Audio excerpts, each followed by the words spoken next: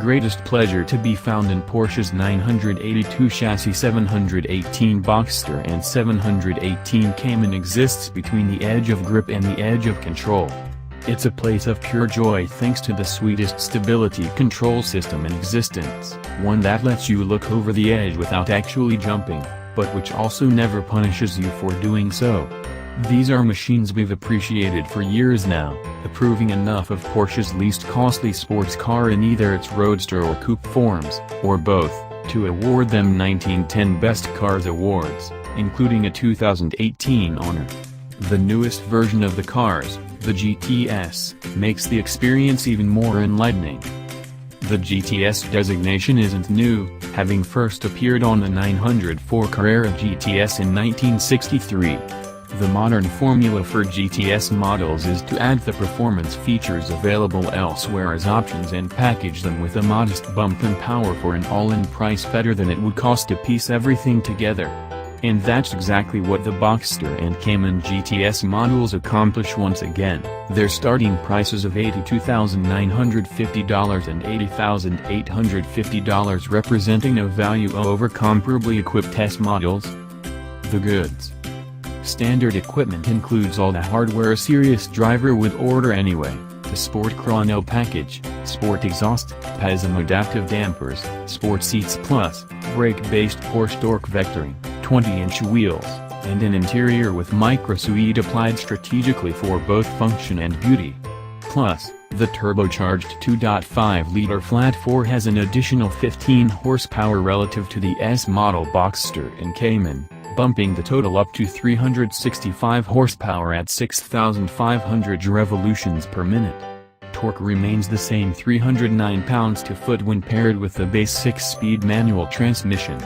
Spring for the $3,730 7-speed PDK dual-clutch automatic transmission and an additional 8 pounds-to-foot of torque come with it. The GTS models share their S counterpart gearing. The source of the extra power is twofold: a turbocharger with an enlarged compressor wheel relative to the S models being the first. Bumped in diameter from the 64 to 67 mm, the cold side of the turbo is capable of efficiently making more peak boost, and it does, 18.1 pounds per square inch versus 16.7. The hot side uses the same variable geometry turbine design as the S models. There's also a redesigned, higher volume intake manifold that incorporates 4 baffles to optimize airflow.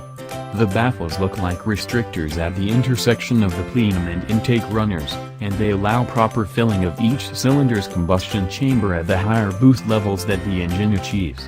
Without them, the added boost wouldn't yield the full 15 horsepower, according to Fabian Zink, powertrain manager for the 718 and the 911.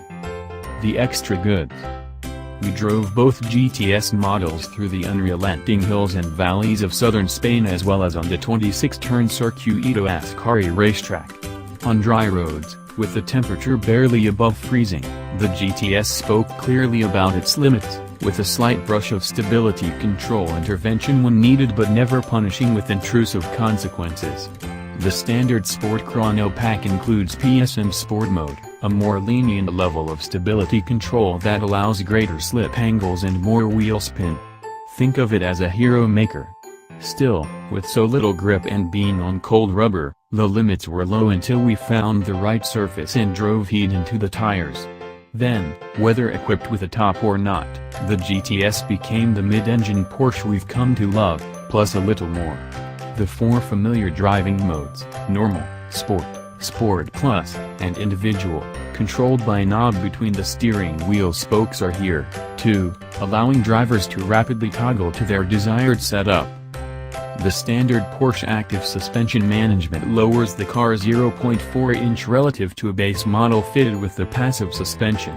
PASM constantly adjusts the damping rate over 2 overlapping ranges depending on the selected driving mode. It can also be decoupled from the selected mode via a button on the center console. The optional PASM Sport suspension lowers the GTS a further 0.4-inch. Ride quality is firm even in the softer setting, jostling occupants when the road turns rough. But control is sublime, and the trade-off is both worthwhile and among the best in the industry. Sport Plus was our preferred driving mode at the track, but on the road we regularly dial the suspension back to its softer setting to allow better compliance.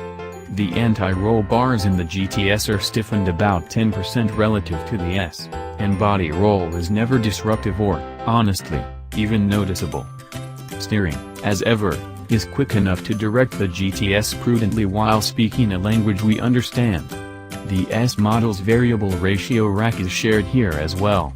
Both the Boxster and the Cayman have always lacked the pitch, dive dance that many mid-engine cars exhibit under heavy braking or acceleration, and that remains the case in the GTS.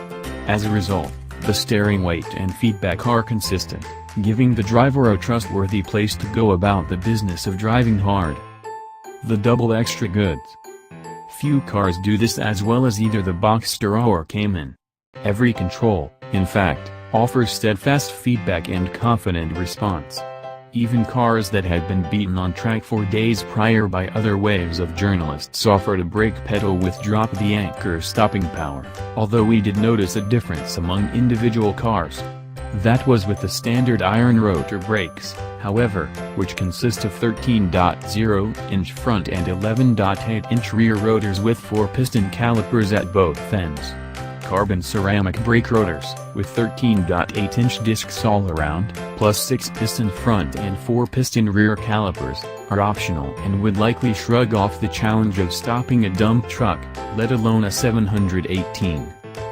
Only a direct back-to-back drive or instrumented tests, which we will perform as soon as GTS models are available, will definitively reveal the effect of the power increase. Weight is a wash between the two body styles, with equipment differences affecting the total more than your choice between a coupe or a convertible. Porsche quotes the same weight for both. Expect a 3,100 to 3,200 pound car. Porsche says both models are good for a 3.9-second run to 60 miles per hour when equipped with the PDK and 4.4 seconds with the manual. But we've already measured a 3.6-second pass in a Boxster S equipped with the PDK and a 4.3-second run with the manual. Subjectively, the GTS is not obviously quicker than an S model. In fact, Porsche claims only a 2.0-second quicker lap time around the Nürburgring for the GTS, 740 versus 742.